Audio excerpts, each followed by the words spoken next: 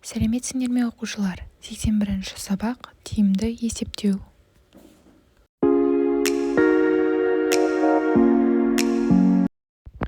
Бізде бірінші есепте көбейтудің негізінен қасиеттер көрсетілген. Мысалға біріншісі көбейтудің ауыстырымдылық қасиеті. Егер де екі санның көбейтіндісін орын ауыстыру нәтижесінде көбейткенде бәрібір де мәні 1 болып шығады. Мысалға 4 көбейтілген 2 мен 2 көбейтілген 4, яғни орын ауыстырған жағдайдың өзінде мәндері 1 болып шығады. Ал келесі бізде қасиет бұл үлестірімділік қасиеті.